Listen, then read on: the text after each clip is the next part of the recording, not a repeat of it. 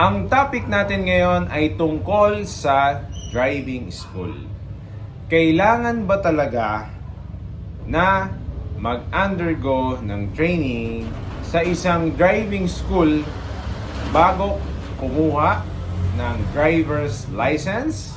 Tara, pag-usapan natin.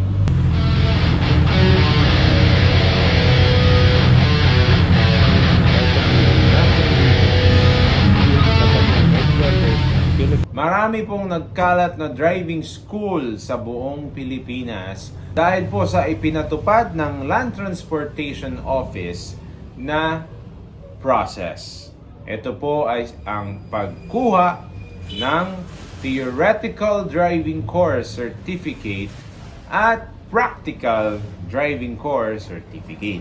Tataka kayo, dati hindi naman kailangan ang driving school. Hindi naman importante, sabi ng iba. Gastos lang daw yan. Pera-pera. Yan ang sabi ng iba ko.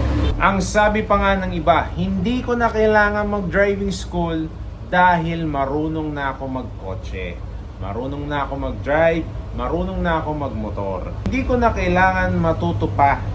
Hindi ko na kailangan dumaan pa sa driving school. Ano ba ang makukuha ko sa driving school bukod sa certificate? Kapag ba dumaan ako ng driving school, safe na ako mag-drive, hindi na ako maaaksidente. Napakahalaga po ng pagdaan sa driving school dahil matututunan mo ang batas trapiko, ligtas na pag-operate ng sasakyan, motor o kotse, at syempre, ligtas na pag-uugali sa kalsada. Kung ikaw ay may student permit na, kailangan mong dumaan muna sa isang driving school bago ka kumuha ng driver's license. Whether non-professional or professional driver's license. Kung ikukumpara nyo po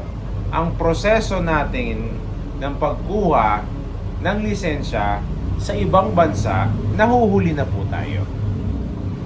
Tayo na lang yata dati ang hindi nagpapatupad ng mandatory standardization para sa driver's education.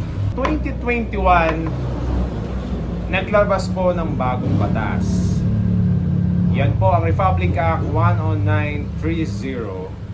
Yan pong batas na yan ay pinalakas ang polisiya po regarding driver's license at inextend pa ang validity period.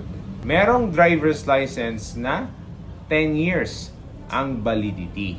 At naglabas pa ang Land Transportation Office ng memorandum patungkol po sa control, supervision ng driving institution po sa bansa natin. Patungkol yan sa standardization ng driver's education. Dahil po sa dumadaming aksidente sa kalsada. Ikaw, ano ang iyong komento?